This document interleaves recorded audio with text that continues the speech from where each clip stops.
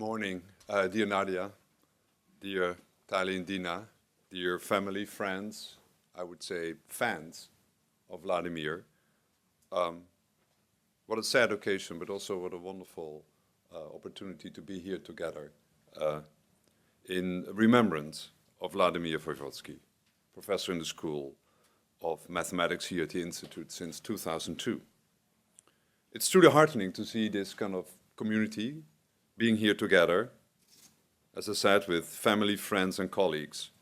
But of course I would again like to especially welcome Vladimir's best friend, Nadia Shalabi, who you worked so hard this week to take care of many things, but in particular also this remembrance. So thank you for this.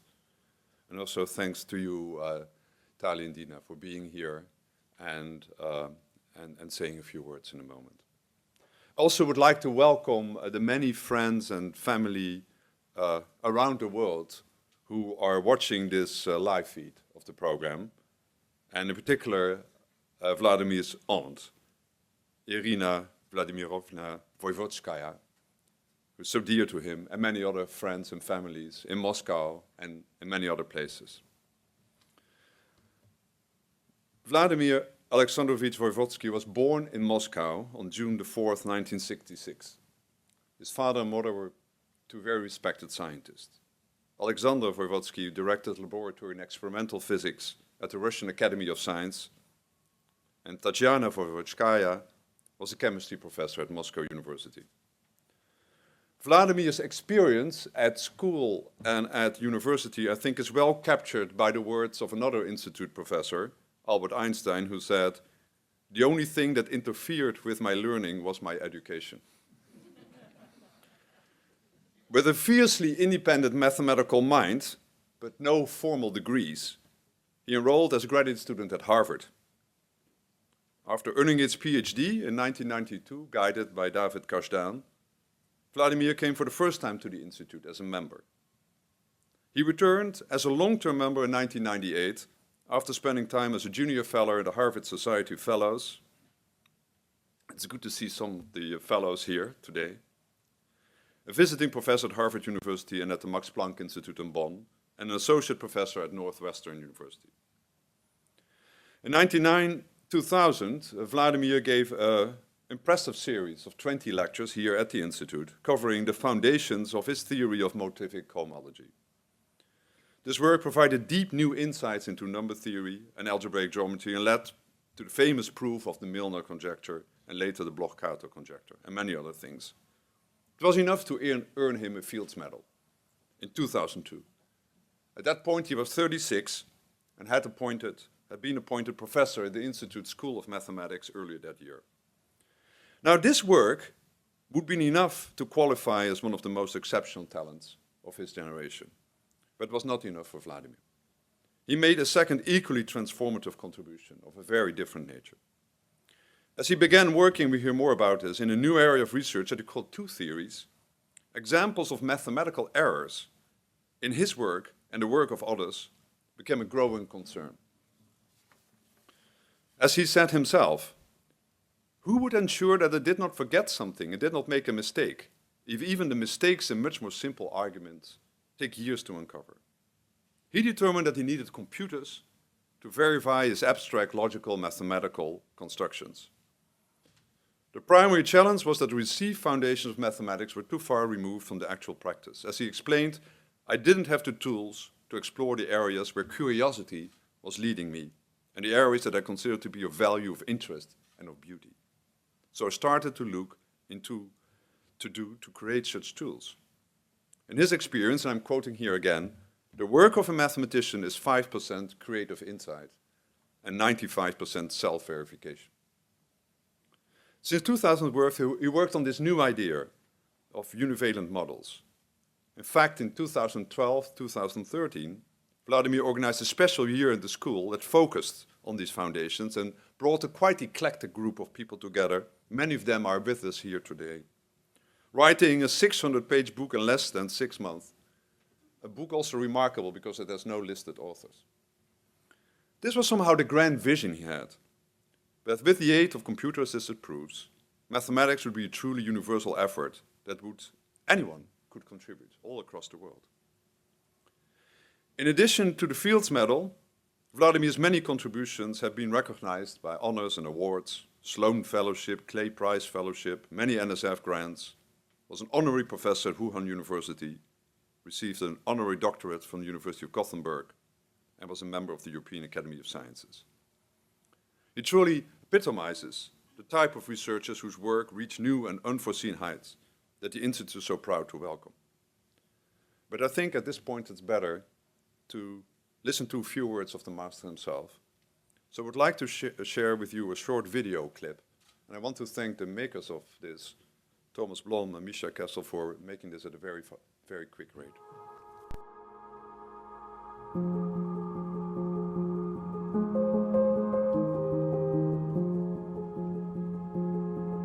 From what I kind of remember, I was a lot of trouble.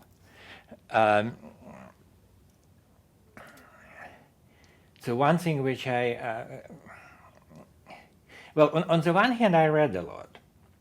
On the other hand, I also was interested in, let's put it this way, experimental science. So I was doing things for which, I mean, today probably I would be arrested, because we've been blowing things up and making this explosives in very little quantities, but making them at home. And then, of course, I was also experimenting with all kinds of electrical phenomena and all the tables where I was allowed to do something were kind of covered with burned down holes. And yeah, I mean, I think I was terrible amount of trouble, actually. When I think about it back, I'm surprised how tolerant my parents and my grandparents were to this. They were, in this respect, they were totally amazing. My parents said that if you're doing chemistry, you should learn the theory of chemistry and understand how it works. So I started learning how it works, and then from there I of course came to them with questions, and they said that to answer these questions you need to know physics. And so I started learning physics, and then I discovered that I cannot really understand what's written in the physical textbooks because I don't know enough mathematics, and that was my path to mathematics. Back then, I think I was getting more and more interested in math simply because I was successful in it.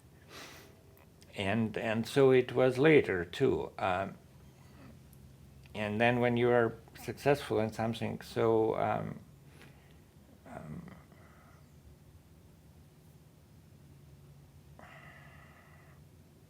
so abstract, so kind of so high level in the spiritual sense, I don't know, then it starts giving you a special kind of pleasure, and then you get attracted to it because of that. The way I learned about it, so I got a note in my mailbox, I think, which said from my academic assistant, which said that our director wants to see you at 11 a.m. It was very short, and it could be anything at all. I mean, it could be something negative. It was not stated as. It was not at all obvious what it's going to be. When I came to his office, and he said that I want to let you know that you have been awarded the Fields Medal, and congratulations. So I said thank you or something like that, and he said also thank you, and kind of showed me the door. And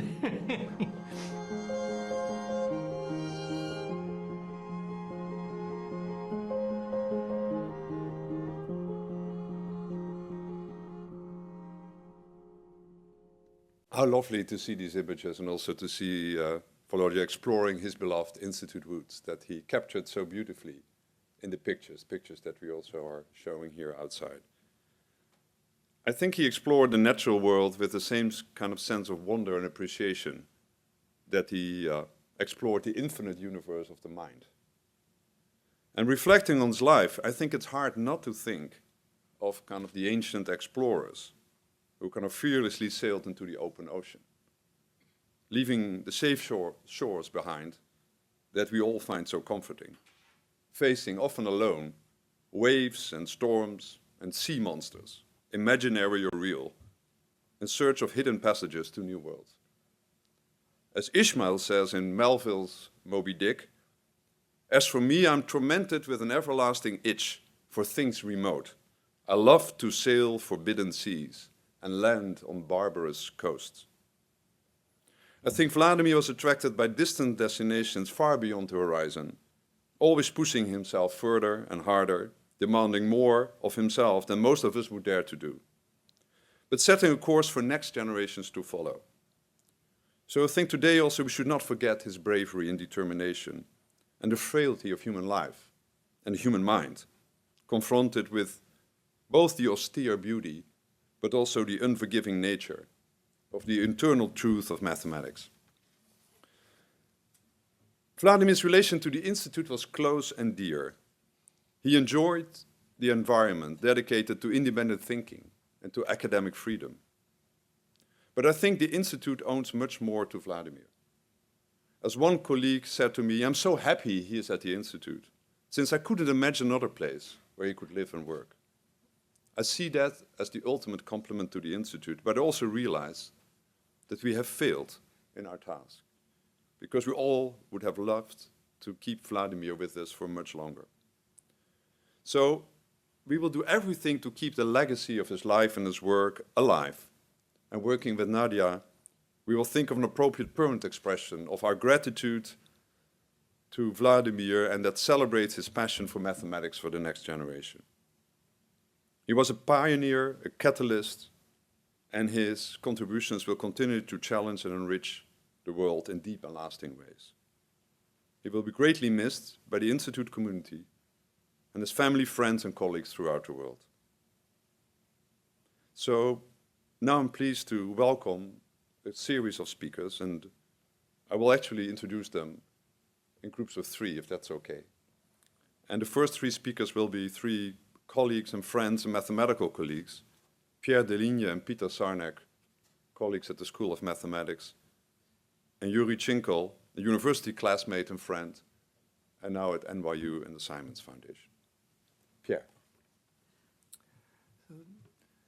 There are some reminiscences of Volodya which I cherish, and I would like to share 2 of them.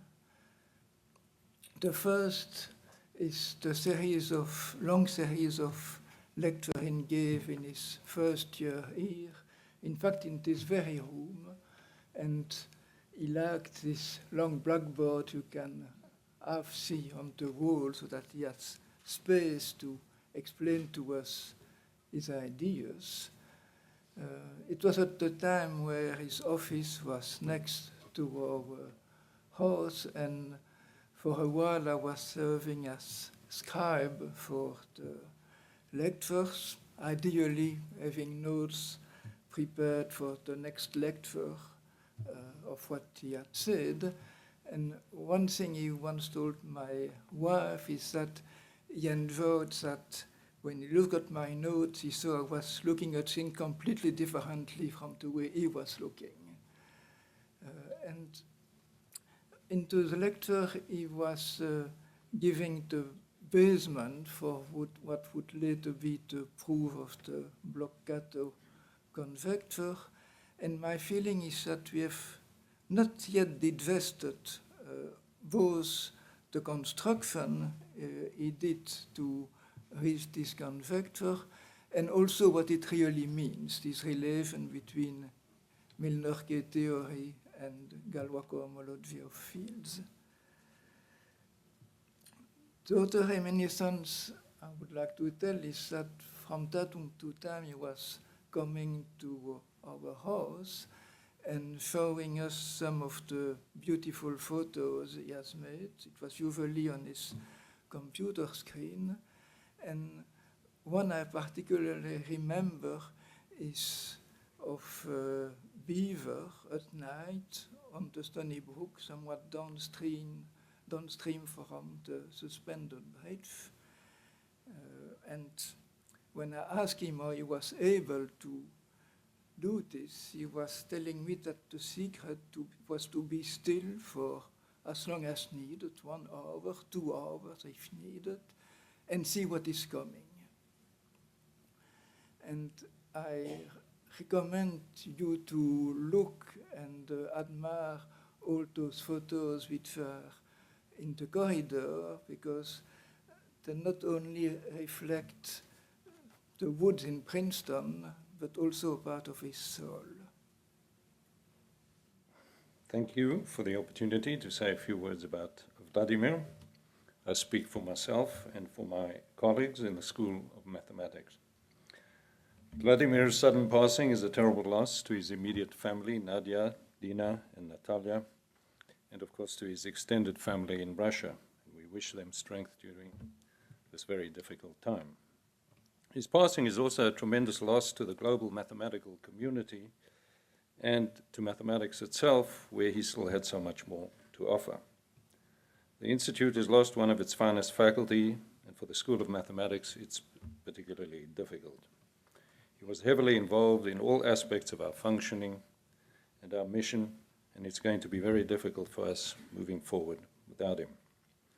In many ways, the Institute was the ideal place for Vladimir and the ideal appointment, and he was the ideal appointment for the Institute.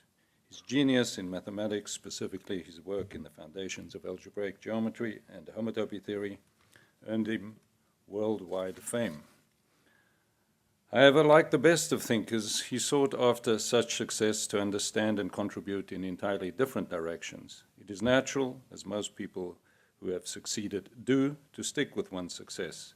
It is much harder to move out of one's comfort zone and into new areas and to start from the bottom.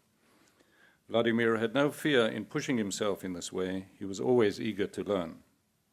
One of my first encounters with him was when he first arrived in Princeton, and he wanted to take a chemistry course, an undergraduate course, specifically a laboratory course at Princeton University, and I wasn't aware of his previous experiences, so maybe he was trying to catch up. This was quite an unusual request from a professor at the Institute for Advanced Study to take a freshman undergraduate lab course, but we managed to fix that up. And my memory is that he really enjoyed it. Maybe they have some other memories, I don't know. As we know, it was the foundation of mathematics, especially proof verification and generation, that became his main interest in recent years, primarily through his theory of univalent foundations. There's a quality of explanation that comes through when a founder of a subject or a breakthrough explains their work, and this was apparent in spades with Vladimir. It led him to a vision of where mathematics was heading and how it might be done in the not-too-distant future, and I suspect he may well be correct on much of this. Just as one looks back at von Neumann, who joined the faculty at the Institute for Advanced Study as a pure and abstract mathematician, but once here followed his curiosity and instincts in a way perhaps only the Institute allows, and led a group to build the first computer, in this country anyway. So it is quite likely that in the future people will look back at Vladimir's work in a similar vein. His courage and curiosity allowed him to take advantage of the Institute and follow what he saw as the most important intellectual challenges, rather than follow well-trodden paths. As you may guess, Vladimir's views in many animated faculty meetings were often different to the majority view. He would always argue his case with charm and an infectious smile and that twinkle in his eyes that you all see in these previous pictures that were on the screen and outside. Even though I was not very close to Vladimir, he was always very warm, and whenever we interacted. One story sticks with me. I've had very few occasions where someone commented positively and even enthusiastically about my dress. My mother always says I'm just a schlump. So I'll never forget where, just in the dining hall here, one day he came running up to me asking me, complimenting my jacket and saying, "Where can I get one? Where can I get one?" And I explained to him, and I never saw him wearing one, but it certainly made my day. Vladimir, we'll miss you. He cannot be replaced, and it's going to be very difficult for us in the School of Math without him. Thank you. Dear Nadia, dear Talia, Dina, dear friends and colleagues, so last week we lost one of the giants of modern mathematics, one of the outstanding figures in science.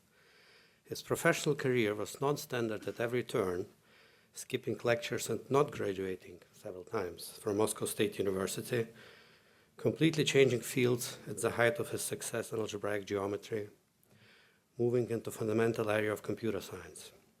But I would like to share some personal memories to speak about him as a friend. So we met at Moscow State in the winter of 1985-86. He was deeply immersed in mathematics, incredibly focused, unreachable. In 88-89, he was working with Misha Kapranov on N categories, and I believe that already at that time he said something to the effect, if the categorical framework works out, the Bloch-Kato conjecture will follow trivially.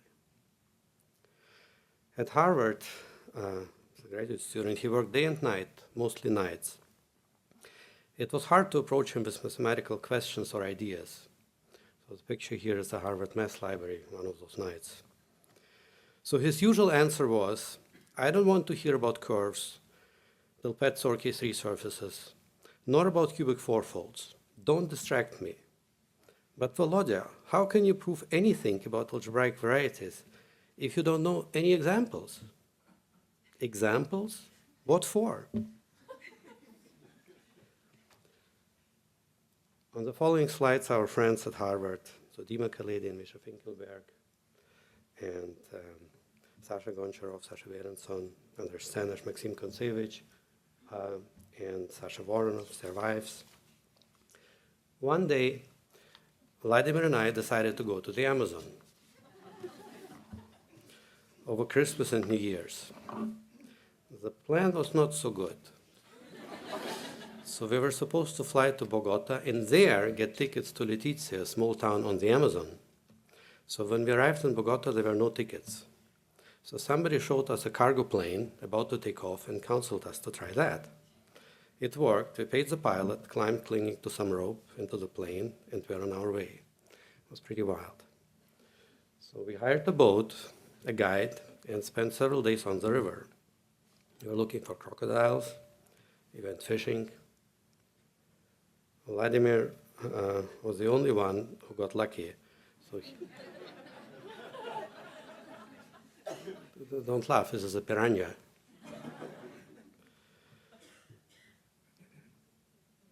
So we slept on the boat or in some huts. So this is the Letizia. So back in Bogota, he wanted to buy an emerald ring for Nadia. So we went from place to place until he found what he liked. After Boston, we overlapped in Chicago, became neighbors in Philadelphia and Princeton. Our families got together for children's birthdays, picnics. So here we can see him with his camera. He became very excited about nature photography. And he had a sophisticated camera, spent many hours outside. He invited me to join him, lying in a nearby swamp for several hours, not moving so as not to scare the birds. I wasn't sure. So this is a talk at Institut Henri Poincaré about univalent foundations. I remember teasing him about these foundations. Mathematics is not a computer program. Isn't the most important thing about a paper a new idea? Why not include a speculative comment, leave some ambiguity when it doesn't touch the main edifice of the proof? It's flowers on a balcony. Vladimir took it very seriously. For you, these are flowers on a balcony, but for others, they may become pillars of a new building. Around that time, he also said he can't actually go to the seminars. The speakers always say something that is not quite true. And then I start thinking about it, and I get very upset. In 2015, he asked me whether or not I could join him for another trip somewhere. The schedule didn't work out. I have his email from March a year ago. What a pity. I was looking forward to our travels as before. It seems that I have to wait some more. Sooner or later, we will learn to live not only for work. And in March of this year, he wrote again, I want to tempt you again by a vacation together. My August is free. So I couldn't do it. There was a conference on birational geometry in New York with co-authors coming earlier and leaving later. And I said no. And so he wrote back, Yura Privet, what is known about the rationality of cubic fourfolds? I know that any cubic fourfold that has a rational point is unirational. This is all that I know, Volodya. And I remember staring at this email for a long time. He was a gentle, attentive, inspiring friend. He had an incredibly deep, warm relationship with Nadia. I will miss him very much.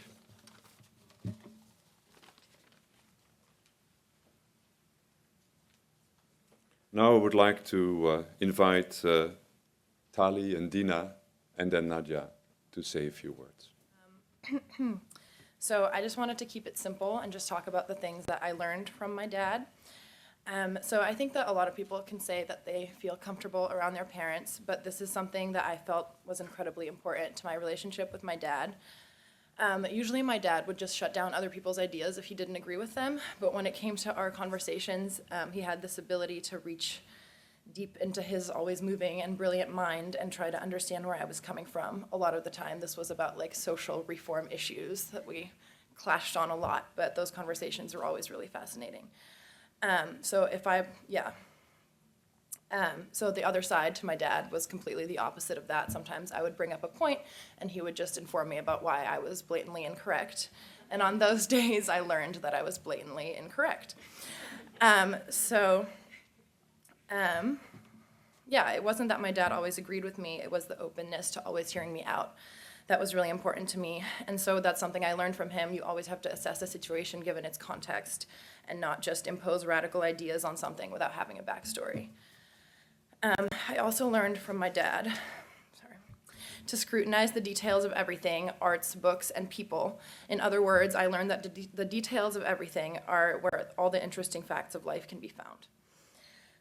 The last thing I want to mention that I learned from my dad, and I don't think that a lot of people can necessarily say this about their parents, so it's really important to me, is that he spent his entire life doing what he loved. Rather than like fit any of society's expectations, he said what other people do is really cool and everything, but I'm gonna do math. And I think that worked out pretty well for him. So when I graduate, I'm not gonna aim to find a job that is considered prestigious or what people after college are supposed to do. I'm gonna try to spend my life doing what I love, and when I figure out what that is, I will let everybody know. So last week, we lost the most intelligent and fascinating man that I myself have ever known. I'm gonna work my butt off for the rest of my life to try to make even a fraction of the impact on the world that my dad has left. And I will do this carrying with me one of my absolute favorite traits of him, which is, and I think this is instilled in me forever, which is his humor and his laughter. My dad was a very strange man. He often became interested in sort of strange things, and he would immerse himself in them and end up knowing more about each of them than some experts in those topics knew. As I got older, my dad and I traveled a lot together. And every single trip that we took together shaped me in some way or another. It was impossible to experience any level of boredom when I was with him. Even on the flight or car ride to or from our destination, he would tell me things that were on his mind and what he was currently reading about or a show that he was watching, and sent me into deep thought. When we would arrive to our destination, after, of course, a meal and a nap, we would go exploring, always slow and leisurely, but still, he was fascinated by anything that was new and different and always eager to see more. It was an incredible combination of tranquility and fascination. My dad once told me that I had an eagerness for learning and took the opportunity to learn something new whenever I had the chance.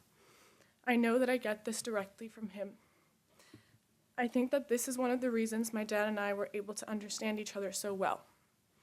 Whenever I asked him to explain to me a math problem, for example, or a concept, usually one that I had asked many other people about but still didn't quite understand, he knew exactly how to make me understand.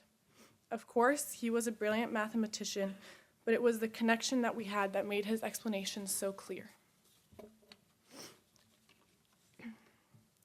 This is not to say that we agreed on everything. Last year, I had to write a paper on manifolds for my math class. It was the first math paper I and all of the other people in our class had ever written. When I sent it to my professor, he said, "Good job, Dina," and he gave me an A. But when I sent it to my dad, he said, "You can't submit this." There are all these little imperfections.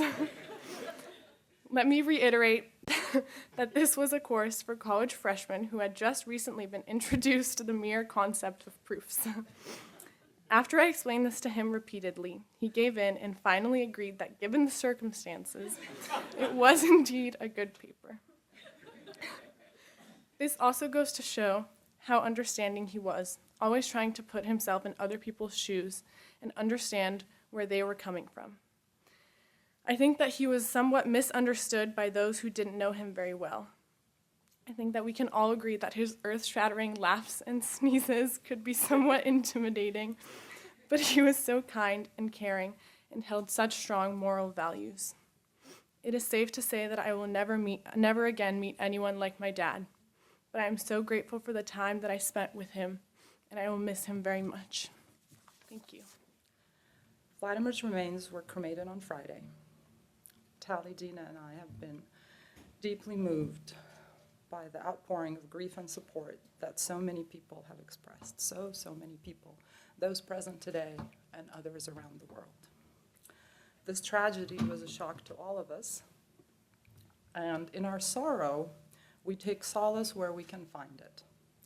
We had just spent 2 weeks together in California, all four of us, Tali, Dina, Vladimir, and me, in a college touring and vacation trip the last 2 weeks of August. This was a glorious trip where Volodya was active, vivacious, ecstatic. He joined us. This is UCLA, Santa Barbara, and in retrospect, a blessing for us. We're grateful to our friend Ray Sidney for hosting us at his house in Tahoe, right on the lake, which Volodya really loved. Vladimir was direct and honest, and so I will not talk about him in any other way, with the highlights and the lowlights. So what was life like for Vladimir Voevodsky? It is not a secret that Vladimir was tormented by mental illness and depression since he was a teenager. An unaddressed taboo in the Soviet Union at the time, customarily self-treated with vodka. It's like Russian roulette controlled by nature. That is the brain chemistry that fate had dealt him. After his passing, Pia de Jong asked me whether I had been afraid lately that Vladimir may die prematurely. Unfortunately, I had been living under that guillotine ever since we met.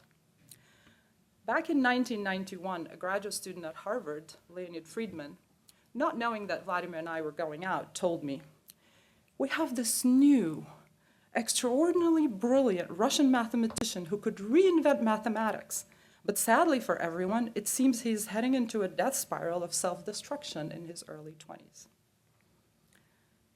In some sense, his entire life was a quest to get out of that state by whatever means he devised.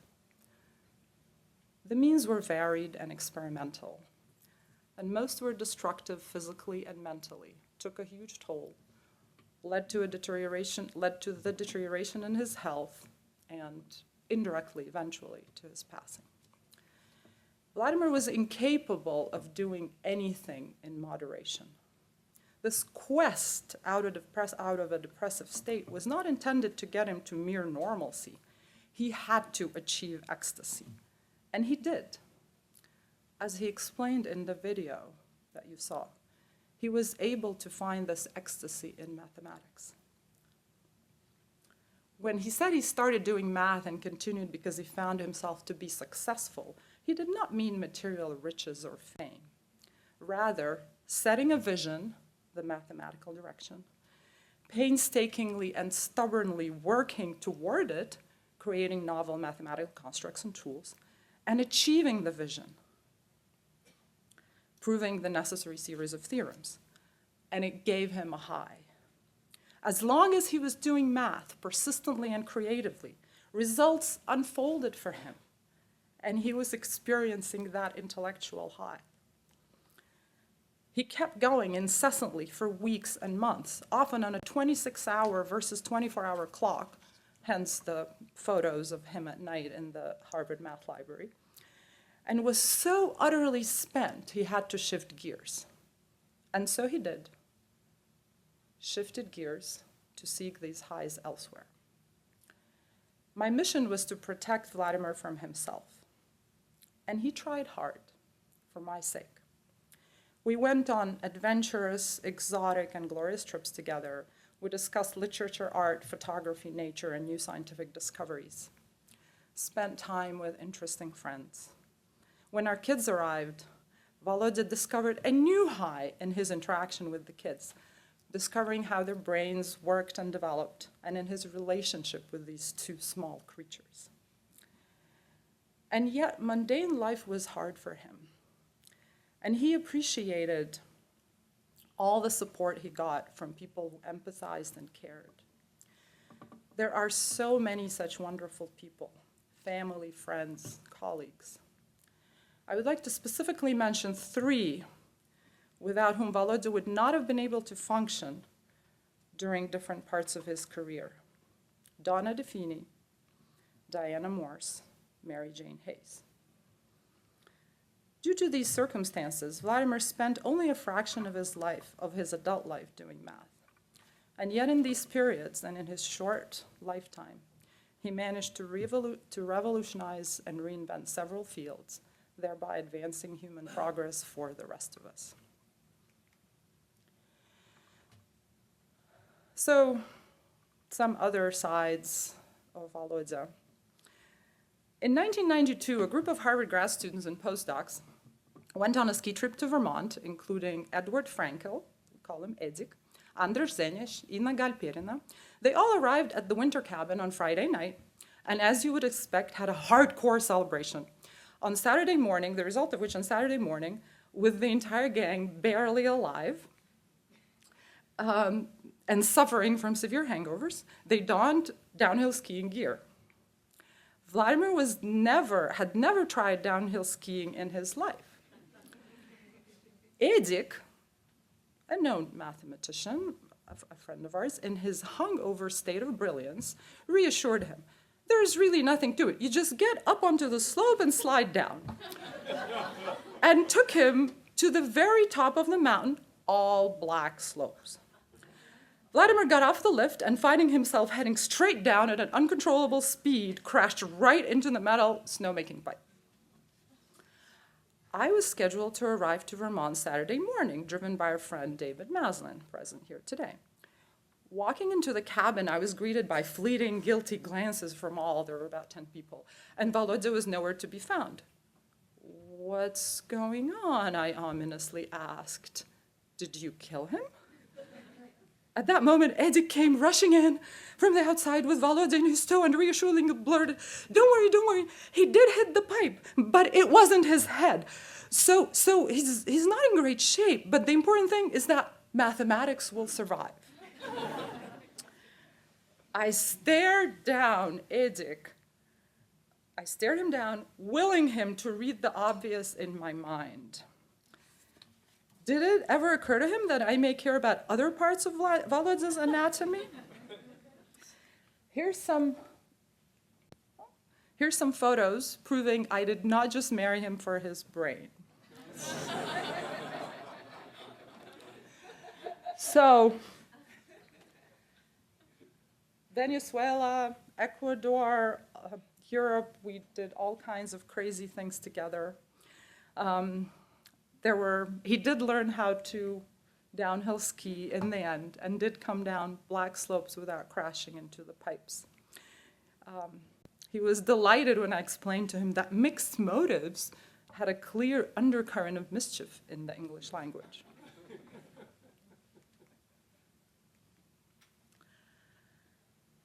Being a visionary may sound glamorous, but it is arduous, isolating, and extremely lonely. Vladimir formed his vision for automatic theorem proving over time. Again, he tried a few things, and when things started to click, he started to develop a theory and make progress, and he became extremely excited. He wanted to share with everyone that his dream of enabling mathematicians to spend more time on creative insight and less on proof construction and cross-checking that could be done by a machine can now be made possible. And he assumed everyone would also be excited to come along and make this dream a reality. The computer science community rallied behind him. They were ecstatic that Vladimir Voevodsky was effectively reinventing this field and gladly collaborated with him. However, he knew that to realize this vision in his lifetime, the theory was so fundamental and the mathematics so complex, it needed pure mathematicians, experienced and notable mathematicians that knew so much and could contribute so profoundly, and together with him, the progress would be so much faster. So he tried to share his vision and the univalent foundations he was building with his colleagues and tried to infect them with his passion. The response was quite tepid, and Vladimir was very disappointed. Remember, he never did anything in moderation. While some young mathematicians became excited and enthusiastic, many of his established colleagues were reluctant to switch gears from the comfort of their fields in which their expertise was paramount. How very sad, you may say. But this is all a déjà vu. People have forgotten that when Vladimir was developing his homotopy theory of schemes and motivic cohomologies, it took more than 10 years for people, or in general, for anyone to pay attention. And even then, only a select group of mathematicians were able to comprehend the magnitude, power, depth, and meaning of his work. Circa 1993, Voevodsky shared with me the comments of an anonymous reviewer about a paper he had submitted. The reviewer basically said, "This makes no sense. It's unclear why someone wants to construct all these mixed motives, but that this junior guy seems to be publishing with heavyweights like Friedlander and Kapranov. So he's at a loss what to do with this paper." When I asked Vladimir whether he will respond to the editor, or he said no. If the referee's point of view is, if the referee's point of reference is who the author is versus what the content is, it's not even worth the effort. And so it went. He continued to be considered as a brilliant and esoteric curiosity. In March 1996, at the Great Lakes K-Theory Conference, notably held at the Fields Institute in Toronto, Vladimir announced that he proved the Milner's conjectures and sketched the proofs in his talk. He posted a preprint in December 1996. The community was, for the most part, in skeptical disbelief. And yet, despite that, he seems to have become a celebrity overnight. Everyone seemed to want a piece of him. Plenary talks, seminars, invitations to various workshops, job offers. He had to be offline and turn off his phone to get any work done. In 1997, we were visiting Melissa Franklin, a renowned high-energy physicist, and the first woman to be tenured in the Harvard Physics Department, a friend of ours who's here today. I complained to Melissa that people are now contacting me to ask if I could persuade Valoda to choose Conference X versus Conference Y, to be in California in March versus Paris. Melissa turned to Vladimir and said, "You mean you finally did something that people understood?" He laughed and said, "Yes, finally, I pronounced the magic word." People have not yet recovered from the shock that the Milner's conjectures proofs have presumably fallen, so to speak. The year before, when in October 1997 at the K-Theory Symposium in Milwaukee, Vladimir described the foundations of how to prove the Bloch-Kato theorem, of which Milner's was a special case. Everyone expected Vladimir to be awarded the Fields Medal in 1998 at the Mathematical Congress in Berlin.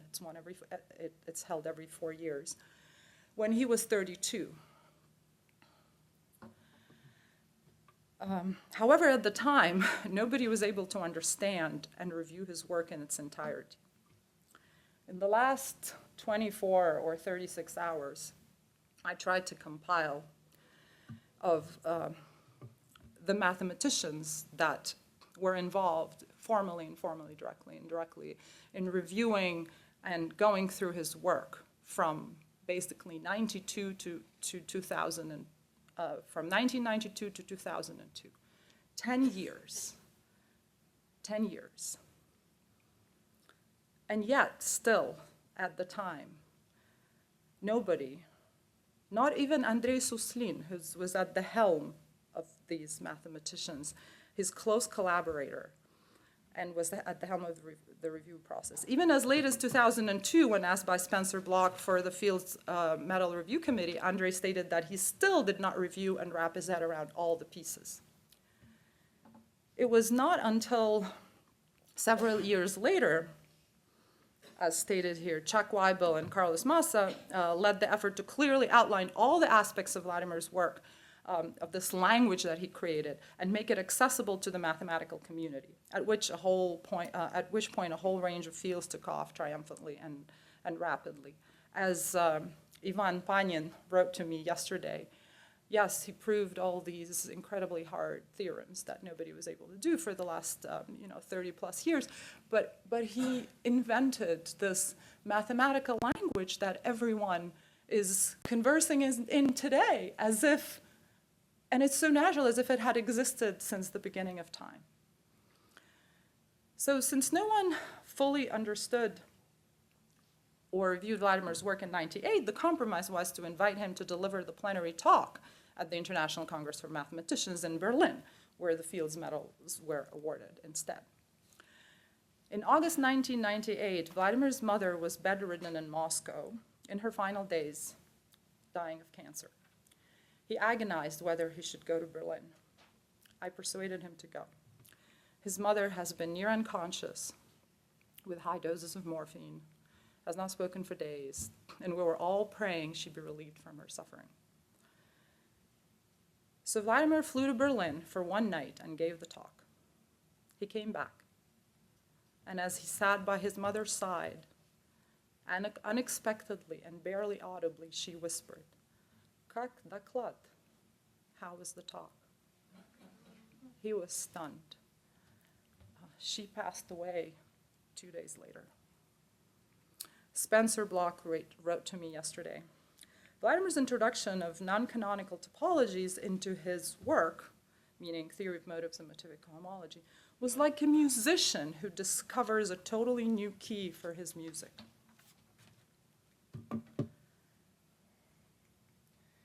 So, being a visionary may sound glamorous, but it is arduous, isolating, and extremely lonely.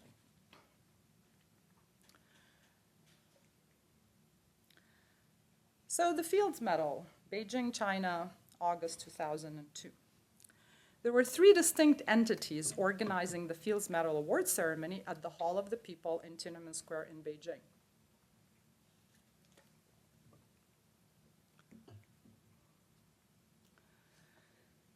Opening ceremony, the Hall of the People. The International Mathematical Union, I have Linda representing them here today, Linda Gerasi, the Mathematical Association of China, and the Office of the Chinese President, Jiang Zemin. Each of these 3 organizations had hundreds of people who had been planning the event for months and devising elaborate timelines and protocols for the participants to follow. It did not occur to them, however, to coordinate with each other. So during the ceremony, after Laurent Laforgue, the other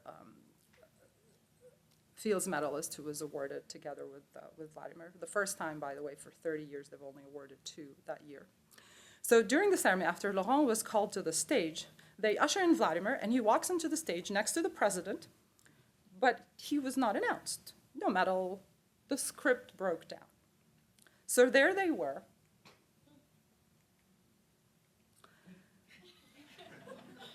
Vladimir Voevodsky and the president of China, Jiang Zemin, in the midst of this mishap, in front of 10,000 attendees in the Great Hall of the People, and on live television in a country of 1 billion. So Jiang Zemin turns to Vladimir and says, "Let's shake hands." They both burst out laughing and stand there shaking hands for minutes until the organizers get it together and make the announcement. So in the second picture here, finally, when they make the announcement, finally he gets the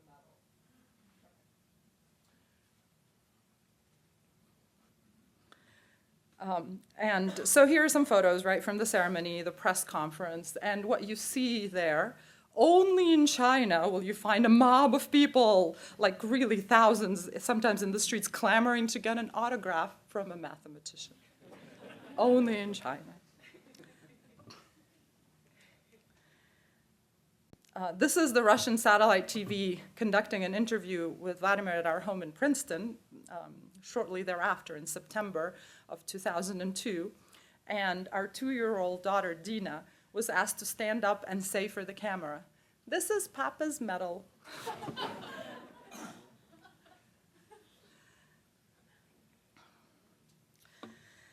Volodya was genuine, witty, intense, profound in his thoughts and deliberations, multifaceted, highly inquisitive, adventurous, daring, extremely persistent in the wake of failure or complexity. He just would not give up. Unfazed by authority or status. He really just did not have that gene. Respectful of merit and deed, completely accepting and respectful of everyone. And if he discriminated in conversations on anything, it was just on an intellectual level. Utterly unafraid. Had an unusual combination of being rational and intuitive at the same time. Ready to stand up and defend people at his personal expense if he thought they were unjustly wronged. Intellectual generosity and integrity were not a value he was taught. Intellectual generosity and integrity was the very essence of his humanity. A generous philanthropist to human rights and civil rights causes. He loved deeply, appreciated people deeply, was selective about close friends, but the ones formed, he had a deep connection with.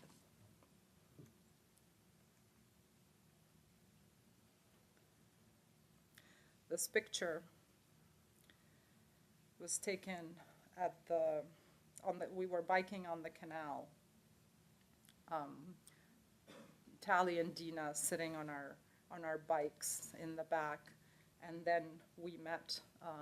And the picture was taken by Misha Petrov, who's also here today, whom we met biking because he was biking with his daughter Lisa at the time.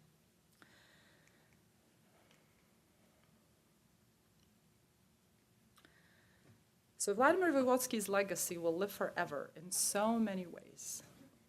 It will live through his math in all the fields that he touched, invented, and opened.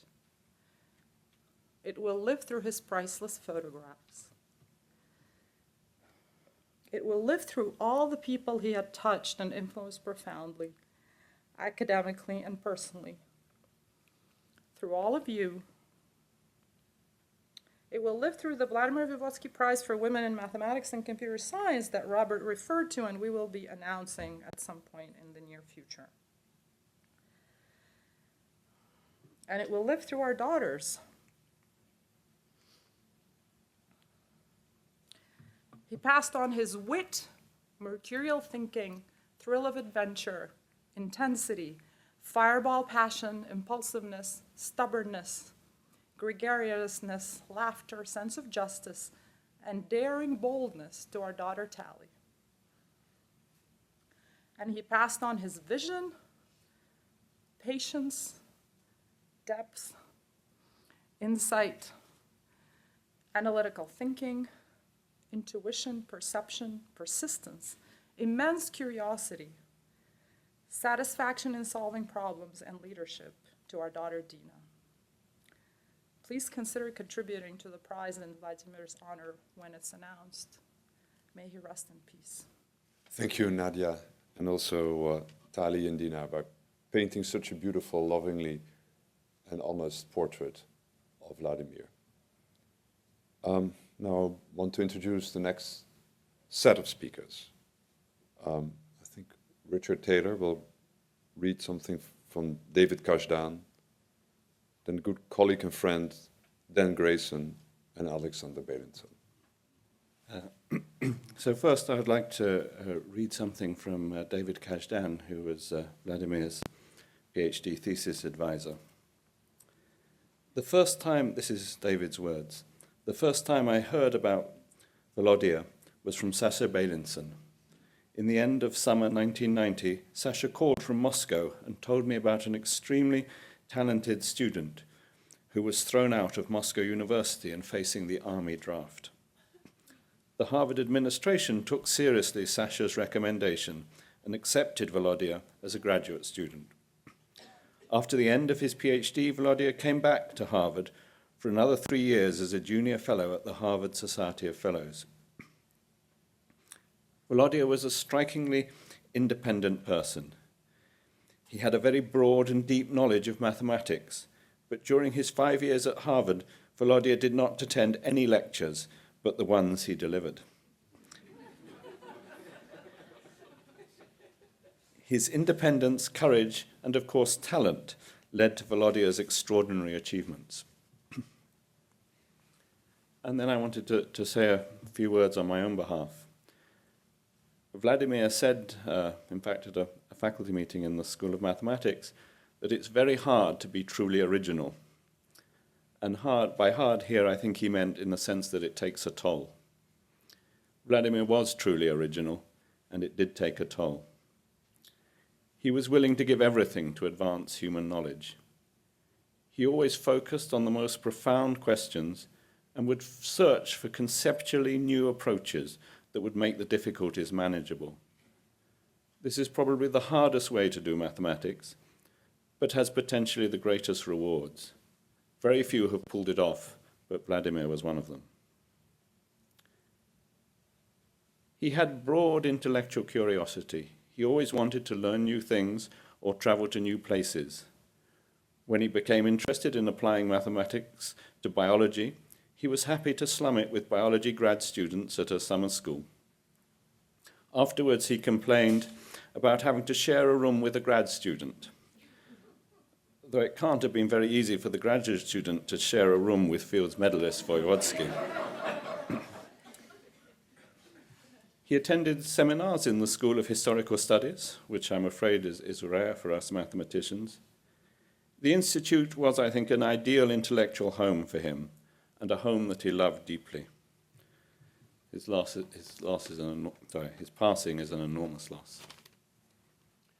Dear friends, on this sad occasion, I'd like to celebrate the mathematical genius of Vladimir, focusing not on his quick technical mastery and deep insight into abstract mathematics, but on those attributes, perhaps, through which he was able to cope with life and excel at mathematics, and finally to spark new vigor into two fields of mathematics distant from each other.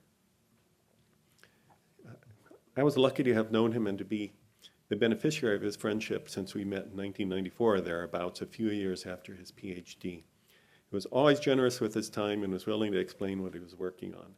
That was the time when he was working on motivic cohomology and announced the proof of the Milnor conjecture and laid the foundation for the proof of the Bloch-Kato conjecture. And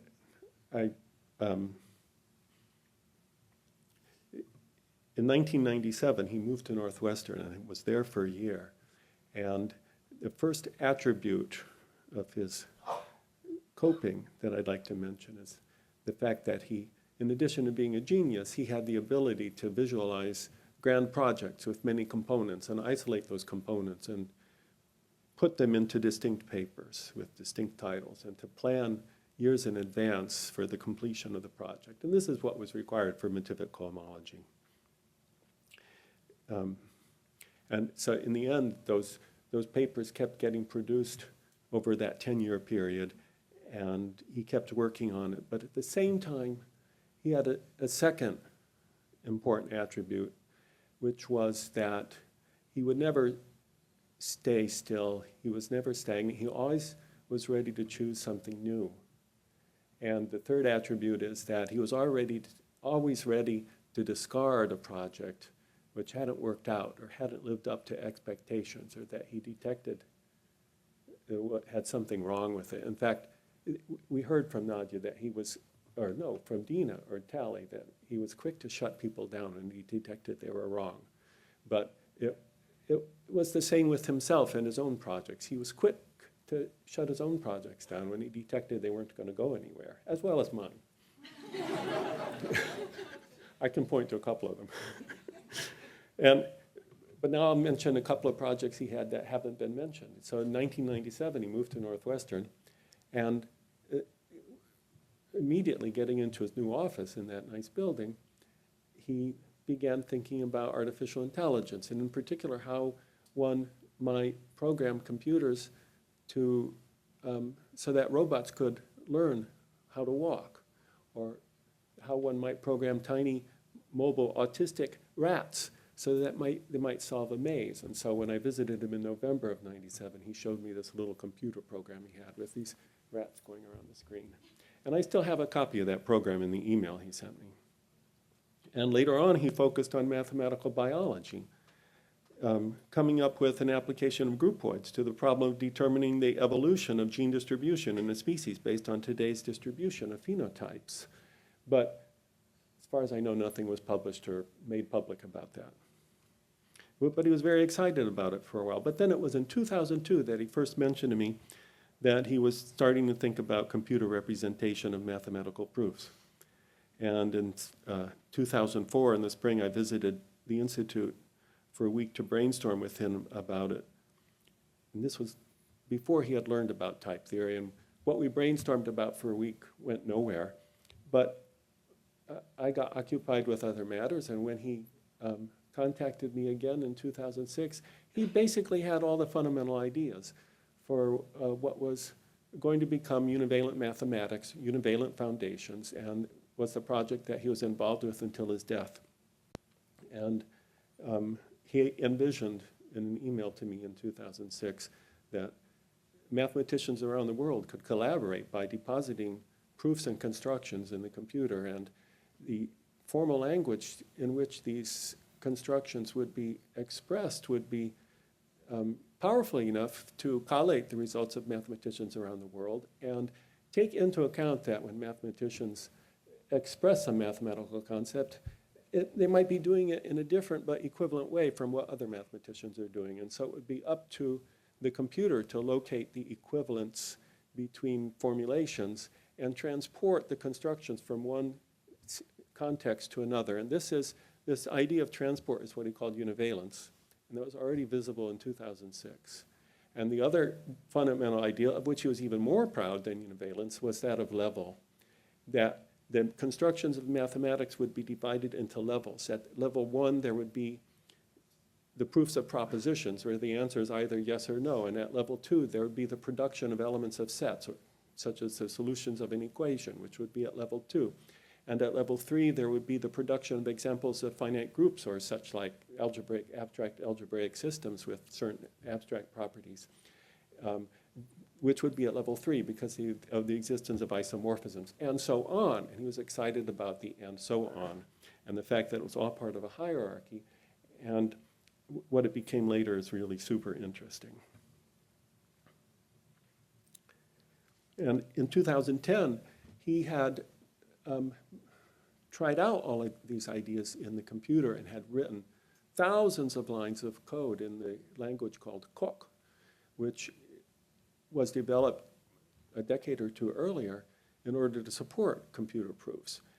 His approach was a new approach, and to me it seemed a fundamental advance that he was able to formalize the proofs underlying his new approach in 2010 and put it into code. He did that all in 3 months, which is totally unbelievable to me. And he explained that to me by mentioning that at some point in his early life, he had had computer programming experience. I don't remember what it was, in Russia.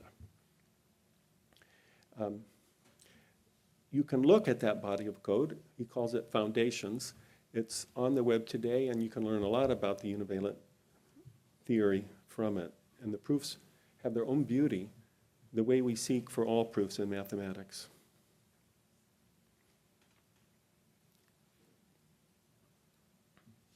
When I arrived at the Institute for that special year that was previously mentioned in 2012 and drove up Earl Lane, I discovered that Voevodsky was walking down the lane as I drove up the initial day.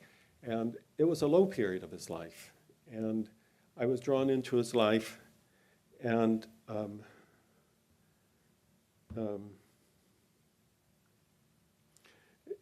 as it happened, our apartments were across the lane from each other. So we were pretty accessible to each other. And he filled me in on everything that had been happening in his life.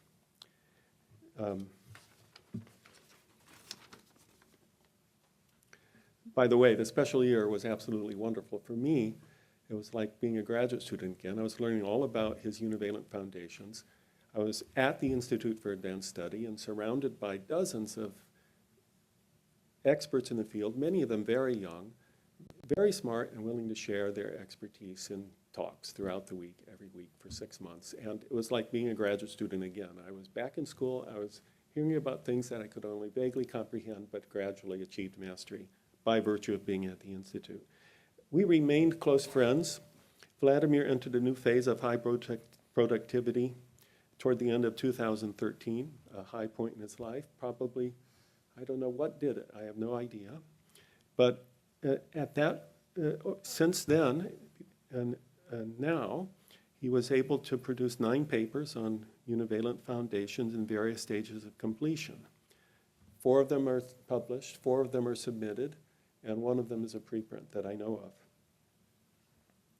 He leaves behind a substantial body of formalized proofs, which I've mentioned, and he leaves behind a newly rejuvenated field full of problems, progress, and promise. Formalizing Voevodsky's work on motivic cohomology in Unimath, in univalent foundations, it seems to me would close a circle in a fitting way and fulfill one of his dreams. Thank you. Well, I have a few words, not about mathematics that Volodya did, but just what he was to me. So I try to remember the basic qualities which are most important and rare. And the first of them would be to follow the inner voice, which means in particular that you would not do something or consider something to be right or wrong for the only reason that people around do this. And the second one is about animals and nature. I suspect that Volodya strongly felt that humans become deranged if their inner core is centered strictly within the human society. After his work on motives was essentially done, Volodya spent much time trying to catch the life of Institute's woods on camera. And animals, as opposed to humans, don't like to be filmed. Each luminous portrait of an animal was the result of many hours of waiting in the woods. I don't know what happens after the death, but I feel that the practice of staying alert in the woods might be more relevant for that than anything else. Thank you, Sasha, Dan, Richard, and also David. I want to announce the next 3 speakers. Colleague and friend Avi Viktorsen, university classmate Ina Zelepukina, and family friends Bridget and Matteo Neale Paris. Well, like everybody else, I was shocked when Robert called me previous Saturday to tell me of Vladimir's death, and instantly what came to my mind is a conversation from about almost 20 years earlier And it's something I've been thinking about continuously every time I saw Vladimir. And then when I talked to Nadia and she asked if I want to say a few words, I thought I'll just briefly tell you about this. So we arrived at the Institute, Edna and I, and our youngest son, Yuval, was 5 at the time, a little older than Tali. And we lived in housing, and we met a family, and Dina was born. And we had a few dinners together and sort of family interaction. And one day, sitting at their place for dinner, I don't know if Nadia would remember this, because it was a very fierce argument that Volodya and I had, and I don't know, maybe the kids were just playing and they didn't notice. But I was sort of shocked by that. I knew, well, of course, I grew up in computer science departments where atmosphere is often different. But I knew lots of mathematicians. I have a lot of mathematical friends. And we were arguing about proofs. And the argument was simply this, that he said, I prefer long proofs. I prefer very long proofs. I said, what do you mean you prefer long proofs? I mean, you should prefer short proofs that you can explain the idea of and so on. I realize some theorems require long proofs. Some theorems require the development of a very large and sophisticated theory. But at least you should prefer short proofs. And we went about it for a while, and I was trying to understand what is going on. Of course, we never reached an agreement on this, like we didn't have, you know, as was mentioned several times, Vladimir had his unique point of view in many ways. We had many arguments, both in faculty meetings and outside of faculty meetings, and everybody described the way he would argue, and but then this was something that I, you know, in all other arguments I could at least understand him. This I simply couldn't understand. And with over the years, it somehow came back, especially with Vladimir's achievements and the type of work he had to do that was, you know, described so well by so many here. I grew to understand slowly what he meant and why he preferred long proofs. I remember that when he was talking about it, he was giving the analogy that he prefers long walks in nature than short hikes. This was the analogy which I also couldn't understand. But I think that I think that he simply understood that the kind of things he was aiming at, the understandings he wanted to reach, required this. This was just probably obvious to him, not obvious to me. And I will always remember this conversation. Now, he was obviously still on a very long walk that was cut really abruptly, and I hope others will continue the work that he has done. Thanks.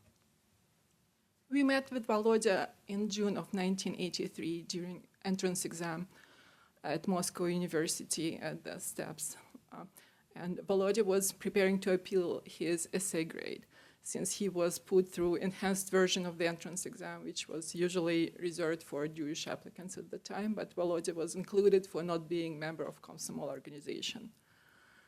And that enhanced version was consisted of multi-hour grueling oral math exam, which was known to include some problems from international math Olympiads. And essay was the last resort used for those for whom they couldn't find mathematical problems complicated enough.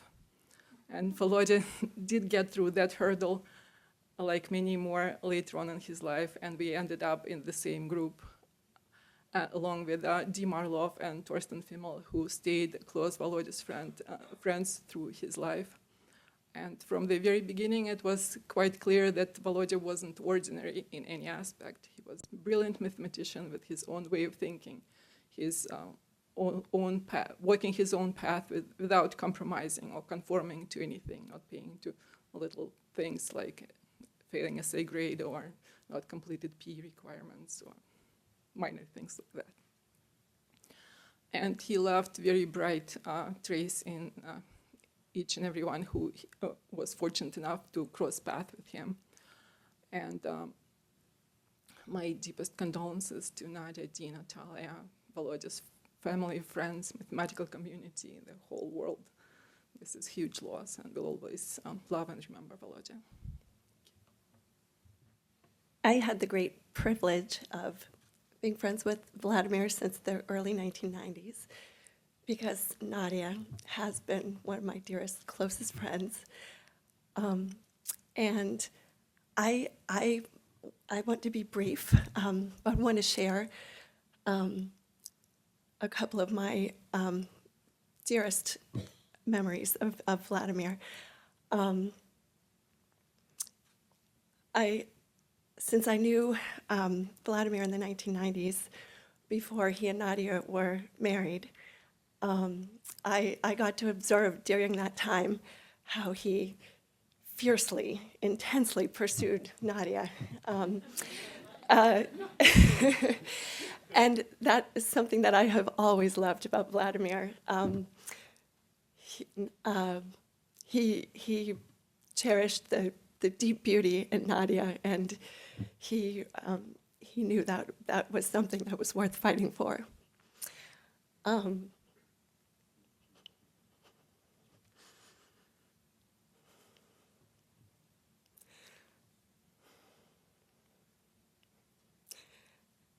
And it also touched me deeply to observe the change in Vladimir after becoming a father. I think that was for him the most profound, life-changing experience. And it was very beautiful to see. Vladimir always embraced everything intensely, intellectually, spiritually, emotionally, and to see him so profoundly changed and deeply touched and deeply moved by the birth of his children and his relationship with his children was a very, very beautiful thing. And I would like to share one brief story that I think illustrates that. One Thanksgiving that we spent with Nadia and Vladimir and Talia and Dina would have been, Dina and Carly were 2, so it would have been 2002.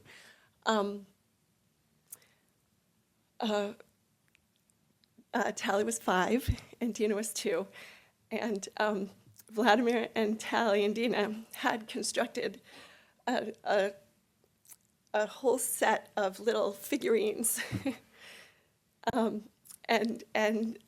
they were amazing. It was a project that Vladimir undertook with his kids, and it was something that required a lot of time, like his proofs and his walks in the woods.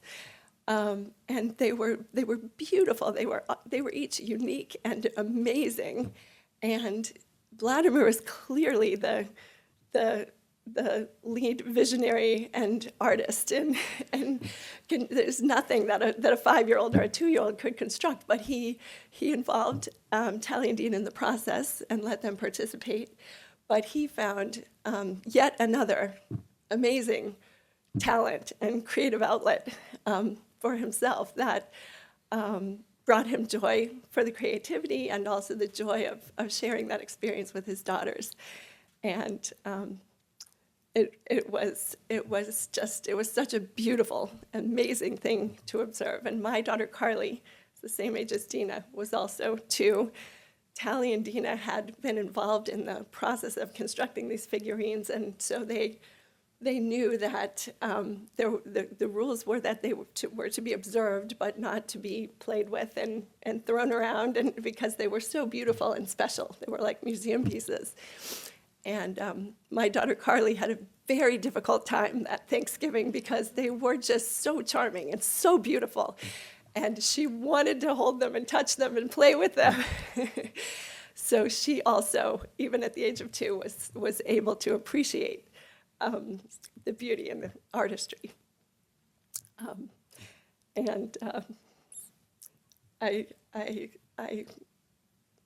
very grateful to have known Vladimir, and I miss him. He went too soon. Rest in peace, Vladimir. Mateo has a poem.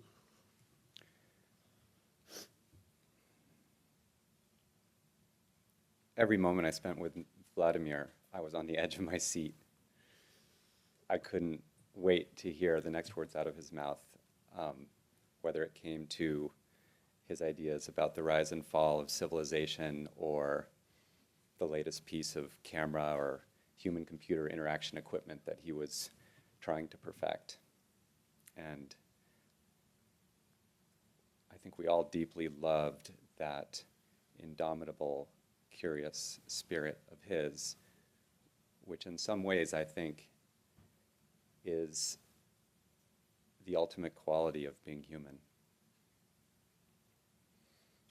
Now, I definitely know that Vladimir would object to the use of the word God in his celebration. However, this verse from John O'Donohue, a Celtic mystic who sadly also died too young, I think would speak to Vladimir. And I assure you, Vladimir, that the use of that word today is intended in the very highest level of abstraction. Dear Vladimir, something in you loved to inquire in the neighborhood of air, searching its transparent rooms for the fallen glances of God. I'm Sasha Goncharov. So I knew Volodya from 1987 when we met on our trip to a conference to Tambov. But I just want to share one episode, how our family remembers Volodya. So I just want to say that whatever Volodya did, he did it with a great passion. And whether this was mathematics, whether it was photography, whether it was computer science, but it was the same in the real life. So once, I believe it was 92 or 93, we were in Berkeley, and Volodya came, so we invited him to our home. So he came, and the first thing he saw when he came was our son, who was about 2 years old, playing Lego.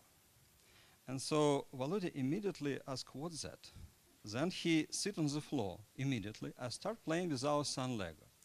And then for about 2 hours, that was it. So he didn't pay any attention to us or to anything else. And he was just learning how to play Lego with the help of our son, and he was playing with him. And this was continuing till the time when it was the time to go to our son to bed. Then we took our son to bed, and this playing stopped, and we get to the dinner after this, and so on and so forth. So this is just one episode, and this is the one which my wife remembers. When I said before Volodya, she said, "Oh yes, this is the guy who played Lego."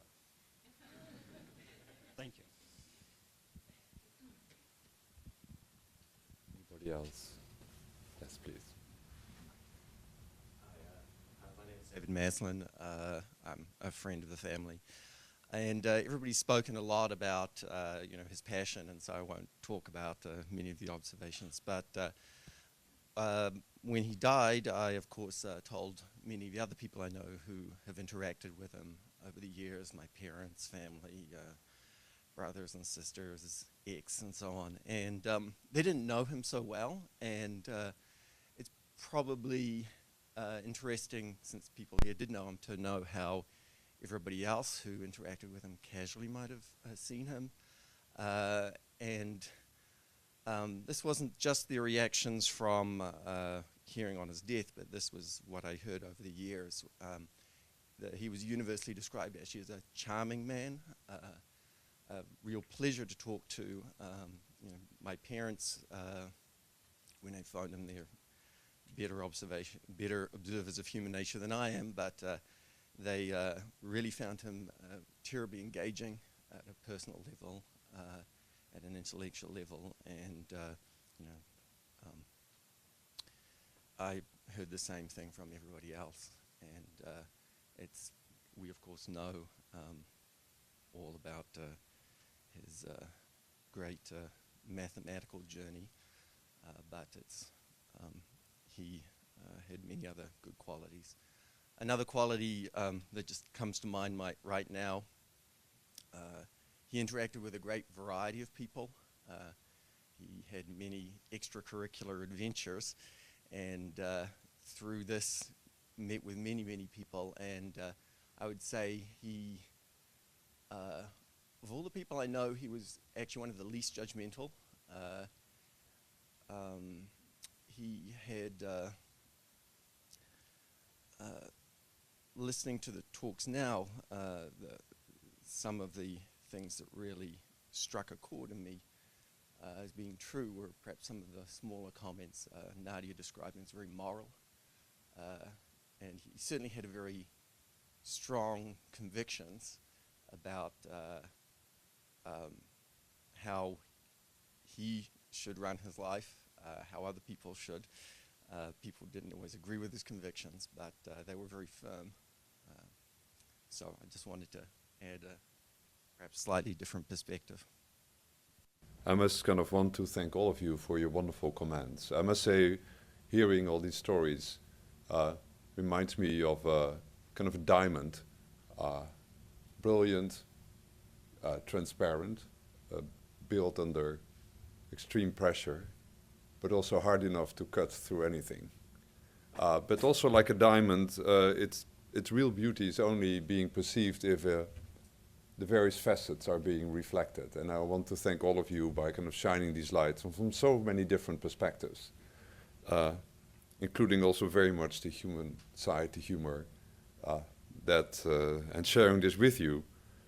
So thank you all for doing this, and I think now what we are planning, we have a wonderful table set out in the dining hall, and I want you all to join us there for lunch and some further remembrances and stories.